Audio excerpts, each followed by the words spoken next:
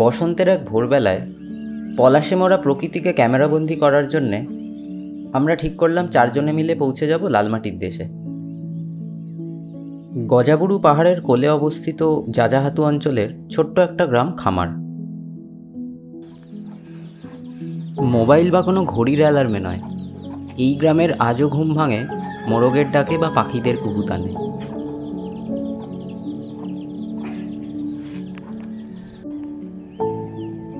এই যুগের ultra modern কোনো জিনিসের ওপর নির্ভর না করেই আপন তালে বয়ে চলে এই আদিবাসী গ্রামের জীবনধারা।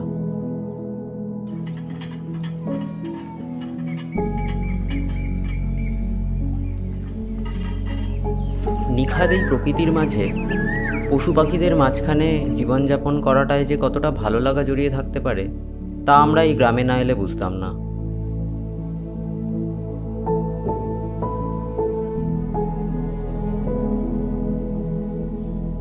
জীবনে প্রথমবার এত কাছ থেকে পলাশ দেখার আনন্দে ক্যামেরাটাও আর বন্ধ করতে ইচ্ছে হয়নি।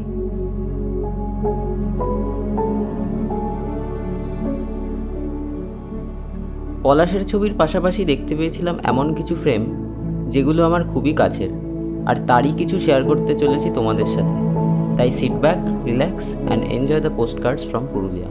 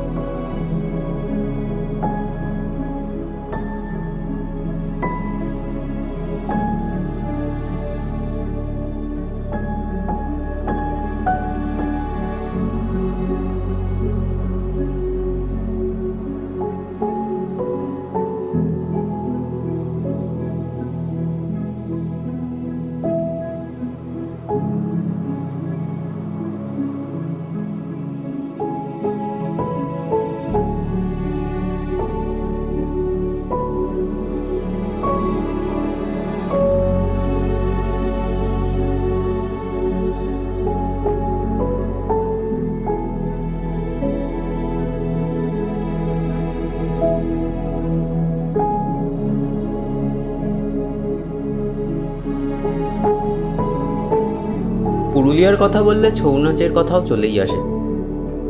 আমাদের যদিও সেই ছৌ নাচ দেখার সৌভাগ্য হয়নি, তবে ছৌ মুখোশের সৃষ্টিটা খুব কাছ থেকে দেখে এসেছিলাম।